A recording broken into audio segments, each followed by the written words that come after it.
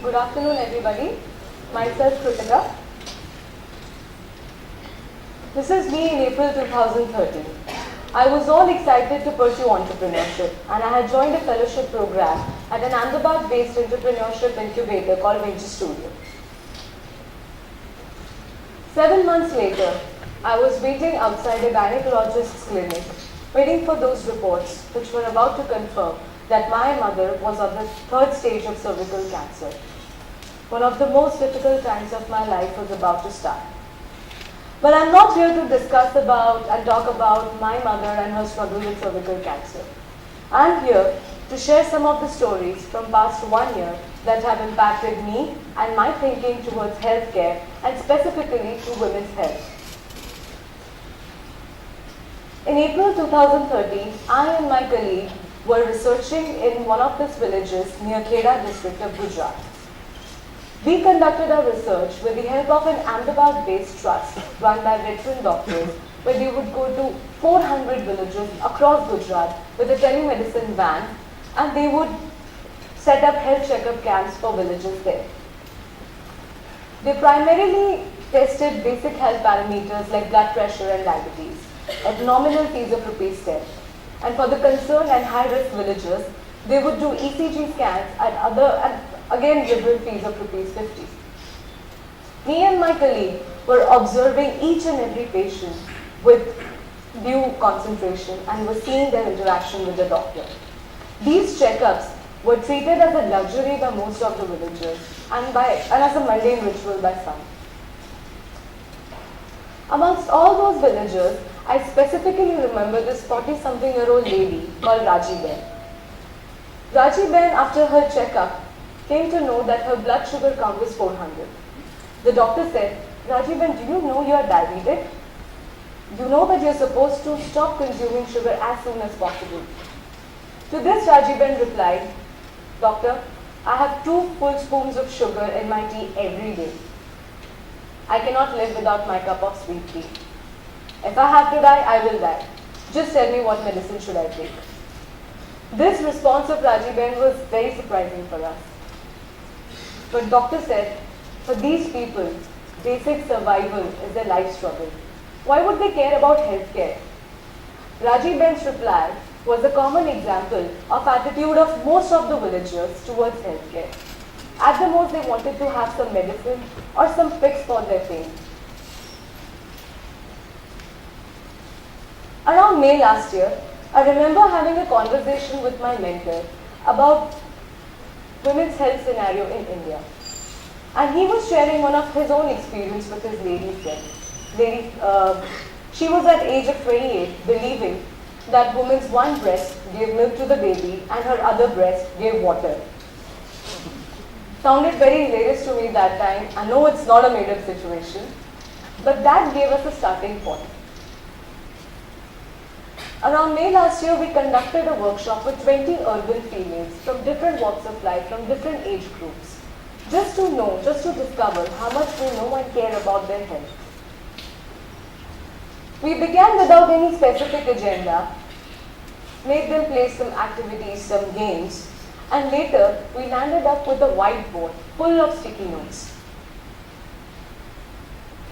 These sticky notes were anonymously written by our participants, where they wrote some of their day-to-day life struggles, some of their day-to-day life issues, which actually went unheard or unshared by them to their peers and family members.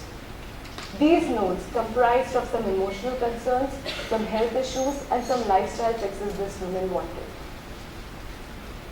We thought that these are resourceful, educated women, well-settled women, and they have certain questions that we aren't able to answer. When I referred to my mother earlier, I was talking about a woman who was well educated, grew up in a metro city, got married and settled in a well-to-do family, had access to internet, information, and monetary resources. And despite being so resourceful, she kept on ignoring months of heavy bleeding, months of those signs and symptoms which were telling her that something is wrong with her body. Until one day her family pushed her to go and visit a gynecologist's clinic. Thanks to the team of committed doctors and competent doctors that she overcame her cancer.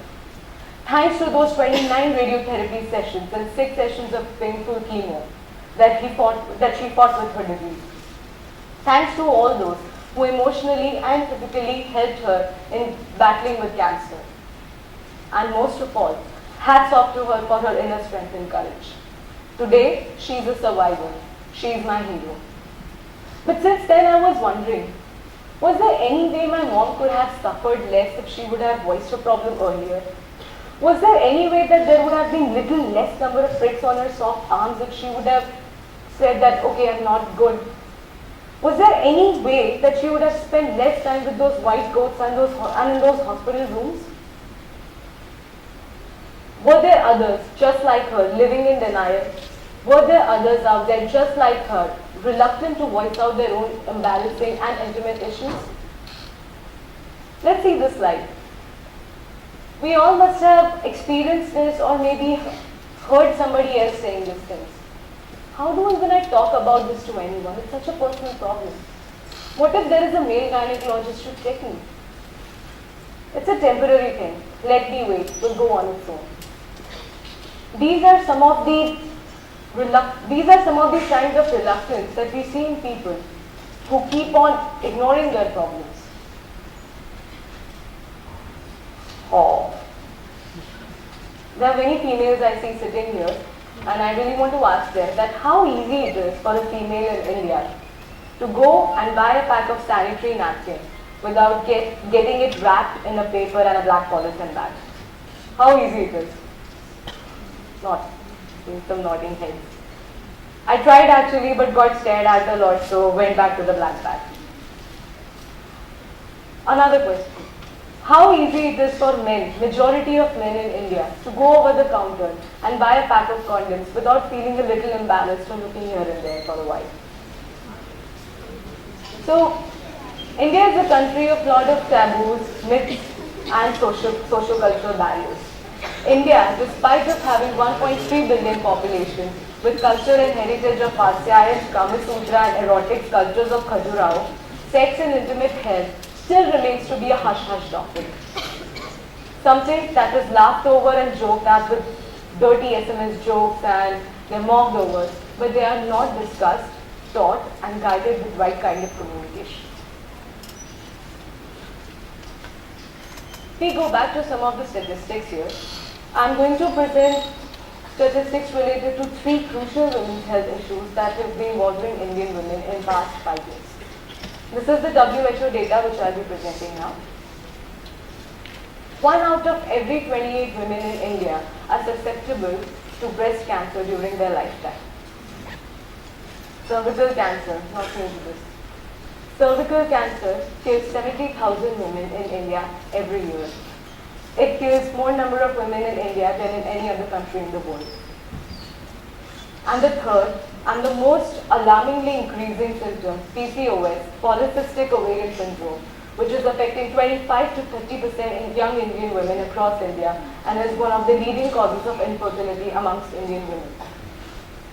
The purpose of sharing the statistics is that preventive care, screening methods are so important in today's scenario.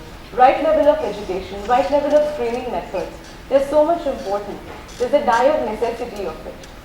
We can easily say that early detection and early attention to health issues can save lives, can be life-changing.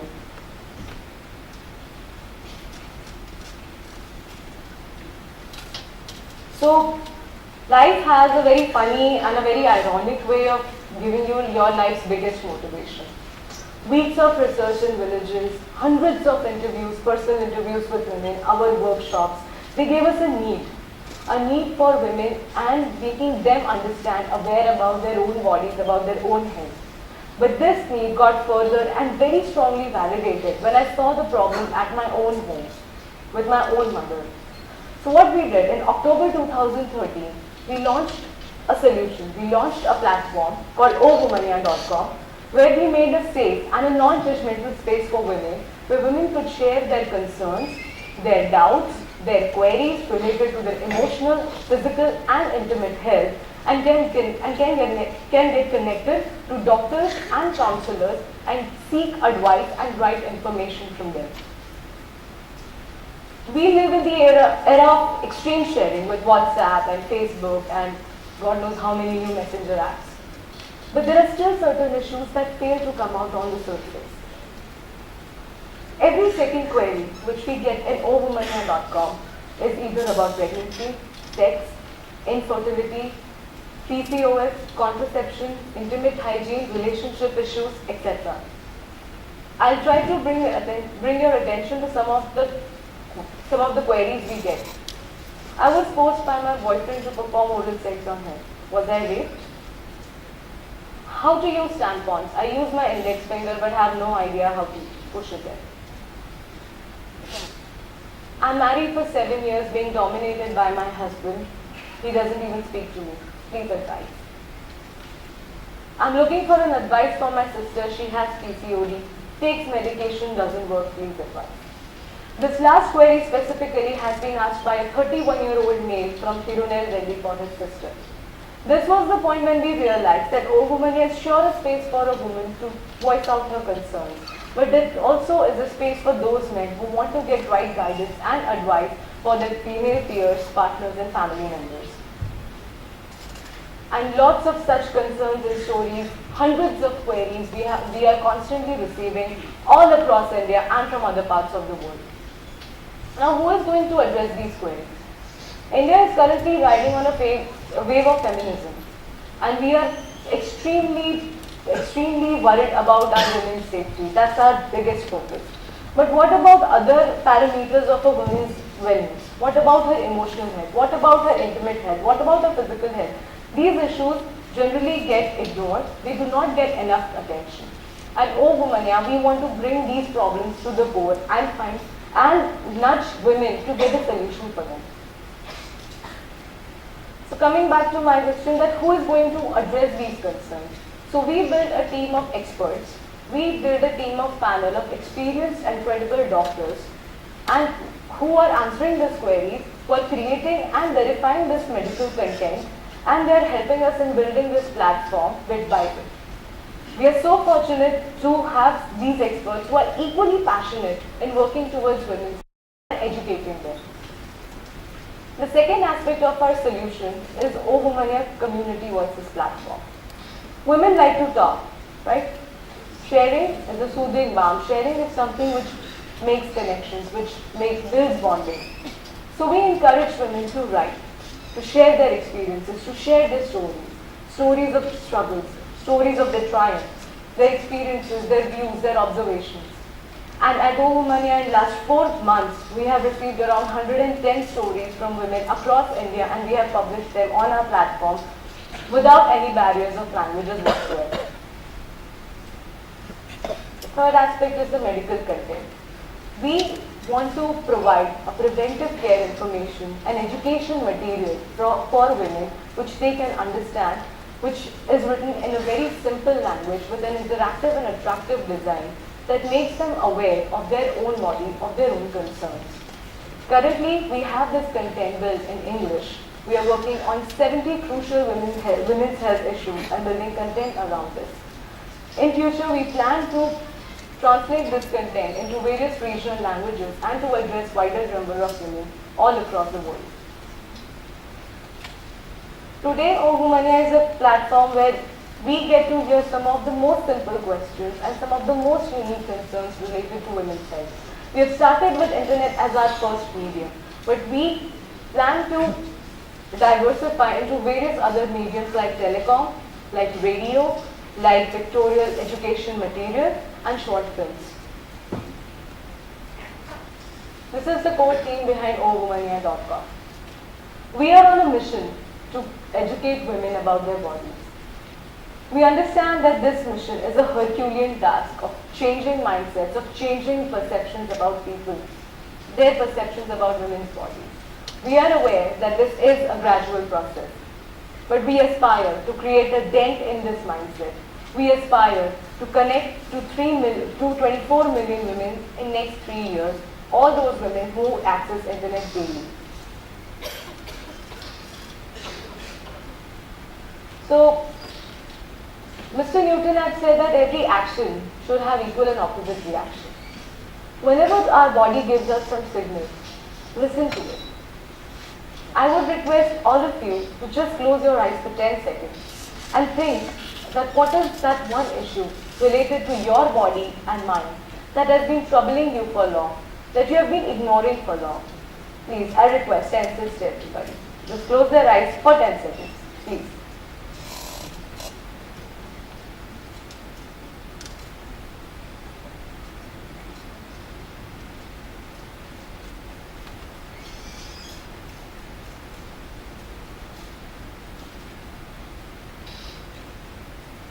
Okay, I'm sure you must have thought of that one problem. Don't tell it to me, don't tell it to anybody. But now that you know it, react to it. Your body is the only thing that is keeping you alive in this beautiful world. Listen to it, respect it. And after keeping this idea on the dais, I thank you everybody for giving me such a patient listening. Thank you.